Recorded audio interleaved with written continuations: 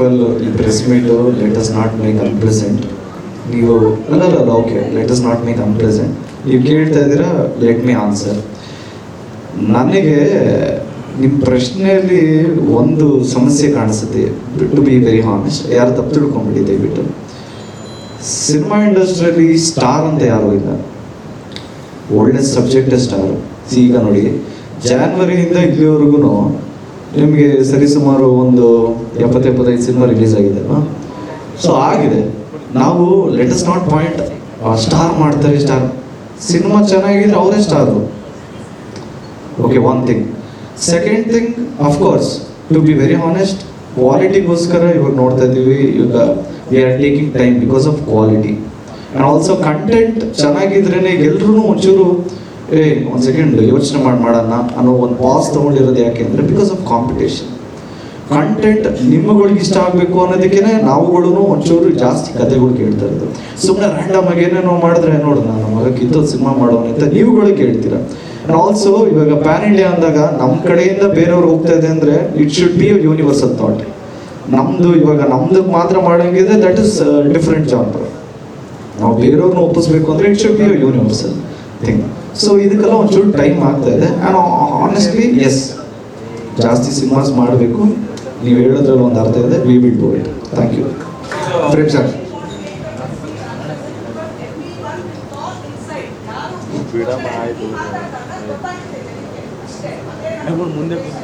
Madam, ಮಾಡೋರು ಯಾರು ಮಾತಾಡ್ತಾರೆ ಅವ್ರು ಯಾರು ಮಾಡಲ್ಲ madam. Sorry for yes madam. ಯಾರು ಮಾತಾಡ್ತಾರೆ ಅವ್ರು ಯಾರು ಮಾಡಲ್ಲ ಮೇಡಮ್. ದಯವಿಟ್ಟು ತಪ್ಪು ತಿಳ್ಕೊಬೇಡಿ. ಇದನ್ನ ಮೆನ್ಷನ್ ಎಲ್ಲರಿಗೂ ಅಷ್ಟೇ ರಿಕ್ವೆಸ್ಟ್ ಏನು ಗೊತ್ತಾ, ಯಾರ್ಯಾರು ಮಾತಾಡ್ತೀವಿ ನಾವೇನೋ ಹಂಗೆ ಹಿಂಗೆ ಅಂತ ಯಾರು ಮಾಡಲ್ಲ.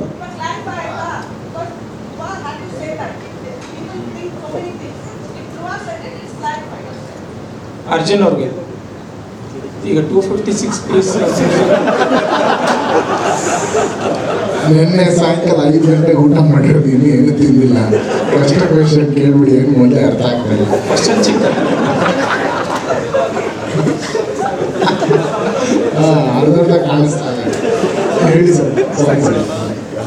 ಬುಡಾಪೆಸ್ಟ್ ಅಲ್ಲಿ ಮ್ಯೂಸಿಕ್ ಮಾಡಿರೋದು 256 ಪೀಸ್ ಆರ್ಕೆಸ್ಟ್ರಾ ಯೂಸ್ ಮಾಡಿರೋದು. ಇಲ್ಲಿನ ಸಿಂಗಲ್ ಸ್ಕ್ರೀನ್ಗಳಲ್ಲಿ ಓಪನ್ ಆಗುತ್ತೆ. ಯಾಕಂದ್ರೆ ಪ್ರತಿ ಸಿನಿಮಾಕ್ಕೂ ನೀವು ಪ್ರೇಮ್ ಎಲ್ಲ ಜಗಳ ಮಾಡ್ತಾನೆ ಇರ್ತೀರ. ಸೌಂಡ್ ಓಪನ್ ಆಗ್ತಿಲ್ಲ, ಮೈಸೂರಲ್ಲಿ ಓಪನ್ ಆಗಲಿಲ್ಲ, ಇಲ್ಲಿ ಯಾವುದೋ ಸಿಂಗಲ್ ಸ್ಕ್ರೀನಲ್ಲಿ ಓಪನ್ ಆಗಲಿಲ್ಲ, ಡಾಲ್ಬಿನೇ ಓಪನ್ ಆಗಲ್ಲ ಅನ್ನೋ ಕಡೆ ಕೆಲವೊಂದು ಕಂಪ್ಲೇಂಟ್ ಇದೆ ಥಿಯೇಟ್ರ್ಗಳಲ್ಲಿ.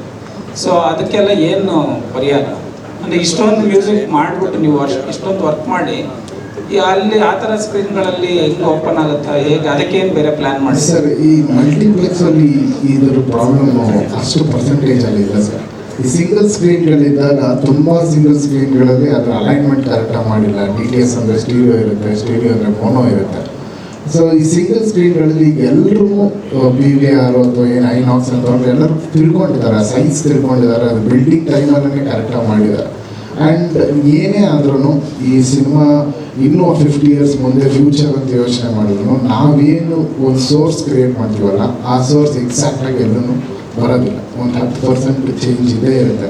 ಬಟ್ ಈ ಕಂಪ್ಲೇಂಟ್ ಒಂದು 10 ವರ್ಷದಿಂದ ತುಂಬ ಸೀರಿಯಸ್ ಆಗಿತ್ತು. ಈಗ ಪರ್ಸನಲಿ ನನಗೆ ಕೇಳಿದ್ರೆ ಅದೊಂದು 30-40% ಇಂಪ್ರೂವ್ ಆಗಿದೆ ಸರ್.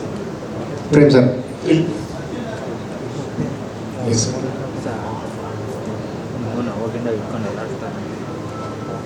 ಸರ್ ಎಲ್ಲರೂ ನುಡಿಸಿದ್ದಾರೆ. ಈ ಪ್ರೋಗ್ರಾಮಿಂಗ್ ಲೆವೆಲಿಂದಾನೆ ನನ್ನ ಸ್ಟುಡಿಯೋನಲ್ಲಿ ನನ್ನ ಜೊತೆ ಇರೋ ಮ್ಯೂಸಿಷಿಯನ್ಸೇ ಒಂದು 15-20 ಜನ ಇದ್ದಾರೆ. ಆ 20 ಜನನೂ ಚೆನ್ನೈಯಲ್ಲಿದ್ವಿ, ಇದು ಮೈಸೂರಲ್ಲಿದ್ವಿ. ಈ 20 ಜನನು imagine 3 months every day payment 20 ಮೆಂಬರ್ಸ್ಗೆ ಕಂಪೋಸಿಂಗಿಂದಾನೆ, ಜಸ್ಟ್ ಸ್ಕ್ರ್ಯಾಚಿಂದಾನೆ.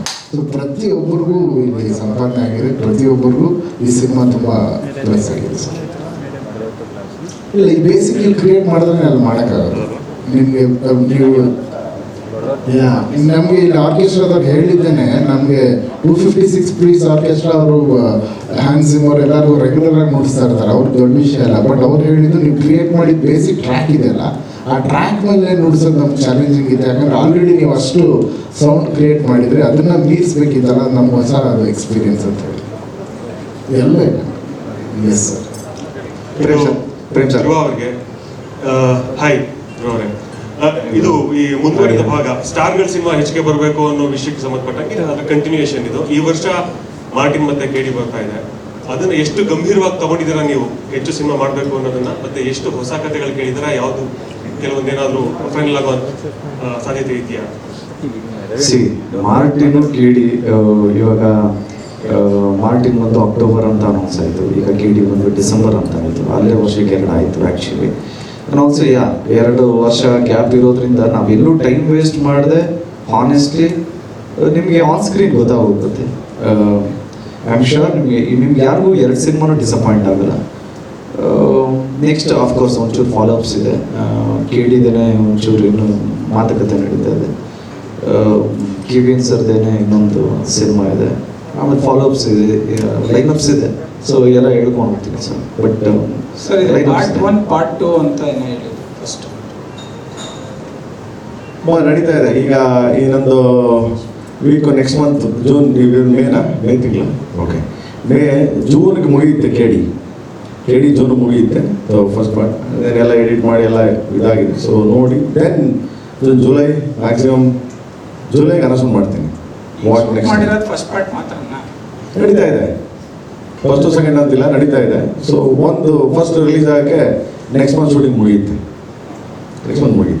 ಧ್ರುವ ಸರ್ಗೆ ಸರ್, ಅಪ್ಡೇಟ್ ಮಗ ಇಂದ ಆರ್ಯನ್ ಅಂತ ಸರ್, 5 ಭಾಷೆಗಳಲ್ಲಿ ಪ್ರೇಮ್ ಸರ್ ಅವಾಗಲೇ ಹೇಳಿದ್ರು, ಮಲಯಾಳಂನಲ್ಲಿ ಈ ಥರ ಶೂಟ್ಗೆ ಕ್ಲೋಸಪ್ ಅಲ್ಲಿ ಬೇರೆ ಥರ ತೆಗ್ದಿದ್ದೀವಿ, ತೆಲುಗಿನಲ್ಲಿ ಬೇರೆ ಥರ ತೆಗ್ದಿದ್ದೀವಿ, ಡೈಲಾಗ್ ಬೇರೆ ಆಗ್ತಾ ಇದ್ರು. ಸೊ ಪೇಮೆಂಟ್ ಕೂಡ 5 ಥರ ಇಸ್ಕೊಂಡಿದ್ದಾರೆ.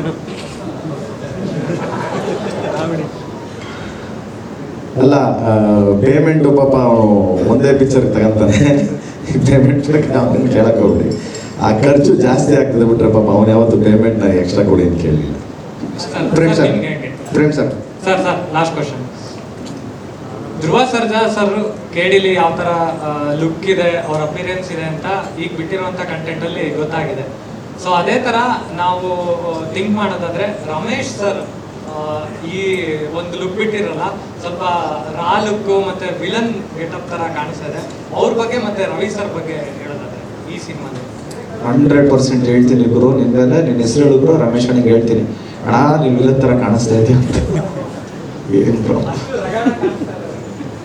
ಇಲ್ಲ, ಕಂಟೆಂಟ್ ಹೆಂಗಿದೆ, ಸೊ ಹೊರಗಡೆ ಕಾಣ್ತಾರೆ ಪಾತ್ರಗಳೆಲ್ಲ, ಕಂಟೆಂಟ್ ಹೊರಗಡೆಗೆ ಕಾಣುತ್ತೆ. ಪ್ರೇಮ್ ಸರ್ ಈಗ ಸರ್ ಇಲ್ಲ, ಇದು ಮ್ಯೂಸಿಕ್ದು, ಅದಕ್ಕೆ ಇನ್ನೊಂದು ಇದನ್ನ ಮಾಡ್ತೀನಿ 24th ನಿಮ್ನೆಲ್ಲರನ್ನು ಕರೆದು ಖಂಡಿತವಾಗ್ಲು. ಸೊ ಬಿಫೋರ್ 16th ಮಾಡ್ತೀನಿ. ಸೊ ಒಂದೊಂದು ಸ್ಟೆಪ್ ಬೈ ಮೇಡಮ್ 100 ಮಾಡಿದಾಳೆ ಮೇಡಮ್, ಸಾಂಗ್ ಮಾಡಿದಾಳೆ. ಏನ್ ಹೇಳದ ಮೇಡಮ್, ಬಂದು ಕುಣಿದ್ರು ಹೋದ್ರು, ಏನ್ ಹೇಳದ ಮೇಡಮ್. ಬಟ್ ತೊಂದರೆ ಅಂತೂ ಕೊಟ್ಟು ಒಂದ್ ದಿವಸ ಕಾಸ್ಟ್ಯೂಮ್ ಸ್ವಲ್ಪ ಇದಾಗಿ ಅಂದ್ಬಿಟ್ಟು ಇನ್ನು ಮಿಕ್ಕಿದೇನು ತೊಂದರೆ ಕೊಡಲಿಲ್ಲ ಮೇಡಮ್. ಮಾಡ್ತೀನಿ ಬ್ರದರ್, ಆಗಸ್ಟ್ ವರಮಹಾಲಕ್ಷ್ಮಿ ಹಬ್ಬದ ಸರ್ ಬಿಡ್ತೀನಿ. ವರಮಹಾಲಕ್ಷ್ಮಿ ಹಬ್ಬಕ್ಕೆ ಖಂಡಿಸ್ತೀನಿ ಬಾ.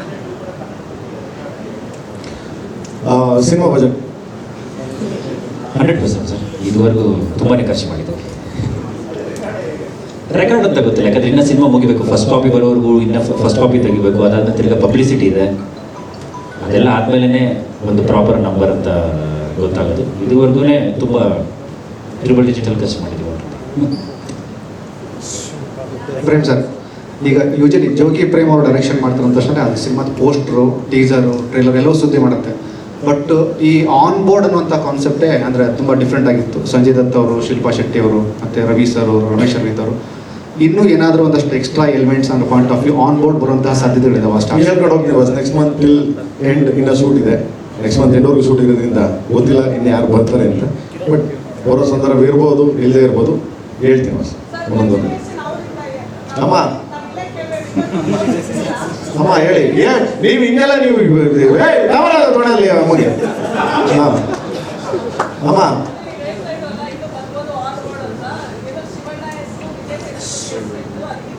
ಇಲ್ಲಮ್ಮ ಹೇಳ್ತೀನಿ, ನೀವು ಸುಮ್ಮನಿರಿ ನೀವು. ಅಯ್ಯೋ ನಿಮ್ಮ ದಮಯ್ಯ ಅಂದಿ ಸುಮ್ಮನಿರಿ. ಹಾಂ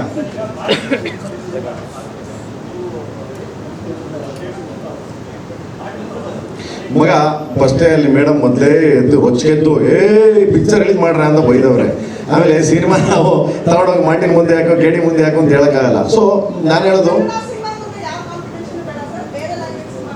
ಅಲ್ಲಲ್ಲ ಮೇಡಮ್, ಏನಕ್ಕೆ ಅಂದ್ರೆ ಬೇರೆ ಲ್ಯಾಂಗ್ವೇಜ್ ಆಪೋಸಿಟ್ ಸಿನಿಮಾ ಮಾಡ್ತಾ ಇರೋದು ನಾವು. ನಮ್ಮ ಕನ್ನಡ ಸಿನಿಮಾ ನಮ್ಮ ತರ, ನಮ್ಮ ಮಣ್ಣು, ನಾವಿಲ್ಲ ಅನ್ನತ್ತಿದೀವಿ, ನಮ್ಮ ತಾಯಿ ಕನ್ನಡ. ಸೊ ಅದ್ರ ಆಪೋಸಿಟ್ ಸಿನಿಮಾ ಮಾಡೋಣ ಬನ್ನಿ ಮೇಡಮ್. ಬೇರೆದಕ್ಕೆ ಯಾಕೆ? ಯಾರಾದ್ರೂ ಬಂದ್ರೆ ಮೇಡಮ್, ಈಗ ಉದಾಹರಣೆ ಹೆಂಗೆ ಅಂದ್ರೆ ಮೇಡಮ್, ಯಾವ್ದು ತೆಲುಗು ಸಿನಿಮಾ ತಗೊಂಡ್ರೆ ಇಲ್ಲಿ 50 ಕೋಟಿ 60 ಕೋಟಿ ತಗೊಂತಾರೆ ಮೇಡಮ್. ನಿಮ್ಗೆ ಗೊತ್ತೇ ಇದೆ, ನೀವು ಗೊತ್ತಿಲ್ಲದ ಏನೂ ಇಲ್ಲ ಏನು ಮೇಡಮ್, 50 ಕೋಟಿ. ಬಟ್ ನಾವು ಕಾಂಪೀಟ್ ಮಾಡಬೇಕು ಅಂದಾಗ ಅವನು 1.5 ವರ್ಷ 2 ವರ್ಷದಿಂದ ಮಾಡ್ತೀನಿ ಮೇಡಮ್. ಅವ್ರು ಕಾಂಪೀಟ್ ಮಾಡಲೇಬೇಕು. ಯಾಕಂದ್ರೆ ಇಲ್ಲಾಂದ್ರೆ ಮೇಡಮ್, ನಮ್ಮ ಸಿನಿಮಾಗಳು ನೋಡೋ ಆಡಿಯನ್ಸ್ ಏನಾಗ್ತಾರೆ, ಮಗ ಇವನೇನು ಸರಿಯಾಗಿ ತೆಗ್ದಿಲ್ಲ, ಕ್ವಾಲಿಟಿ ಇಲ್ಲ, ಕಂಟೆಂಟ್ ಇಲ್ಲ ಅಂತ ತಿರ್ಕಂತಾರೆ ಮೇಡಮ್. ಆ ಕ್ವಾಲಿಟಿ ಕೊಟ್ಟಿಲ್ಲ ಅಂತಂದ್ರೆ ಅದಕ್ಕೆ ಇಷ್ಟೆಲ್ಲ ಹೊಡೆದಾಡ್ತೀವಿ. ಬಟ್ ಈ ಮಾತಾಡೋರು ಮಾತಾಡ್ತಾ ಇರ್ತಾರೆ, ಮುಚ್ಕೊಂಡು ಹೋದ್ರು, ಕಿತ್ಕೊಂಡು ಹೋದ್ರು, ಕಟ್ಕೊಂಡು ಹೋದ್ರು, ಕರ್ಕೊಂಡು ಹೋದ್ರು, ಸುಮ್ಮನೆ ಮಾತಾಡ್ತಾ ಇರ್ತಾರೆ ಮೇಡಮ್. ಅದಕ್ಕೆ ಯಾಕೆ ಅದಕ್ಕೆ ಬೇಕು? ಜನ ಇಂಪಾರ್ಟೆಂಟ್ ಮೇಡಮ್. ಅವ್ರು ನಿಂತರೆ thank you madam, I love you madam, thank you madam. Okay, ಜನ ಇದ್ರೆ ನಾನು ಹಿಂಗೇನೆ ಒಂದು ಶೂಟಿಂಗಲ್ಲಿ ಹಿಂಗೇನೆ ಮೈನ ಹಿಂಗೆ ಡೈಲಾಗ್ಗಳು ಆಮೇಲೆ ಓ ಅಂತಾನೆ ಹಿಂಗೆ ರೇಗ್ಸೋದು ನನಗೆ ಅವನು. ಎಸ್ ಮೇಡಮ್, ಏನಾರು ಇದ್ರೆ ಯಾರಿಗಾದ್ರೂ 6 ಜನದಲ್ಲಿ ಏನಿರುತ್ತಣ್ಣ. ಆಮೇಲೆ ನಮ್ಮ ಮೇಡಮ್ ರೊಚ್ಚಿಬಿಟ್ಟು ಮಚ್ಚೆ ತಂತಾರೆ ಧ್ರುವಂದು. Thank you so much. And 16th dialogue madam, ಮಗ ನೆಕ್ಸ್ಟ್ ಬರ್ತದೆ.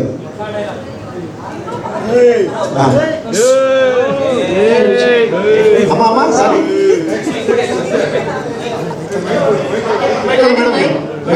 ಅಮ್ಮ, ಇನ್ನು ಪ್ರೆಸ್ ಮೀಟ್ಸ್ ಗಳಿದೆಯಲ್ಲ, ಇನ್ನು ಭೇಟಿ ಆಗೋದು ತುಂಬಾ ಇದೆ. ನೋ ಮೇಡಮ್, ಬಟ್ ಹೋಗಿ ಬೇಡಿ ನೀವು. ಇಲ್ಲ, ನೋ ಬೈ. ತುಂಬಾ ಪ್ರೀತಿಯಿಂದ ಮಾಡಿ, ನಾನು ಲವ್ ಯು ಹೇಳಿದ್ದೀನಿ, ಪ್ರೀತಿಯಿಂದ ಮಾತಾಡ್ಸಿ ಪ್ಲೀಸ್. ಅದಕ್ಕೆ ನೀವು ಫೋನ್ ಎತ್ತಬೇಕು ಮೇಡಮ್. ನೋಡಿ ಇಲ್ಲಿ ನೋಡಿ ಮೇಡಮ್, ಫೋನ್ ಎತ್ತಿಲ್ಲ ಅಂತ ಇಷ್ಟೊತ್ತವರೆಗೂ ನಾವು ಧ್ರುವ ಸರ್ಜಾ ಡೆಫಿನೆಟ್ ಆಗಿ. Prem so you know madam, why I am obsession. Speed ಡೈಲಲ್ಲಿ ಹಾಕೊಂಡ್ಬಿಡ್ತೀನಿ.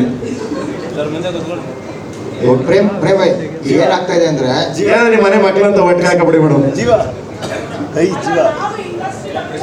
ದಿನ ಬೆಳಿಗ್ಗೆ ನಾವು ಇಂಡಸ್ಟ್ರಿ ಬಗ್ಗೆ ಬರೆಯಕ್ಕೆ ನಾವು ಫೋನ್ ಮಾಡ್ತೀವಿ.